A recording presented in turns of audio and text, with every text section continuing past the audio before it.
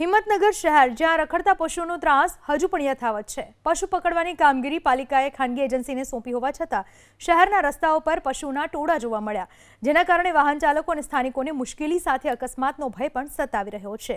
પાલિકાના જણાવ્યા મુજબ છેલ્લા 10 થી 12 દિવસમાં 111 જેટલા રખડતા પશુઓને પકડી પાલનપુર અને ડીસાના ટેડોડા ખાતે આવેલી ગૌશાળામાં મોકલવામાં આવ્યા છે અને પશુ દીઠ અંદાજે 5000 રૂપિયા સુધીનો ખર્ચ કરવામાં આવી રહ્યો છે। આમ છતાં રસ્તાઓ પર પશુઓનો જમાવડો યથાવત રહેતા પાલિકાની કામગીરી સામે સવાલો ઉઠી રહ્યા છે। વારંવારની રજૂઆત છતાં પ્રશ્નનું નિરાકરણ ન આવતા સ્થાનિકોએ હવે પાલિકાની ખુલ્લી જગ્યામાં કાયમી ઢોરવાડો બનાવી રખડતા પશુઓને ત્યાં રાખવાની માંગ કરી છે। જોવાનું એ રહેશે કે પાલિકા આ સમસ્યાનો કાયમી ઉકેલ લાવે છે કે પછી કાર્યવાહી માત્ર દાવાઓ પૂરતી જ સીમિત રહે છે।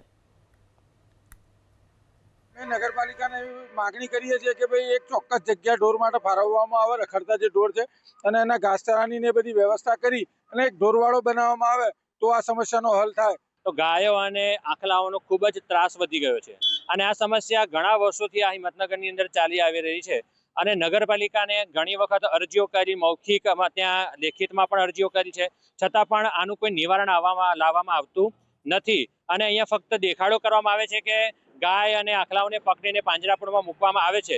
ઘણી બધી મોટી વાતો થાય છે, પણ અત્યારે તમે હાલ જોઈ શકો છો કે રસ્તા ઉપર જ ગાયો છે।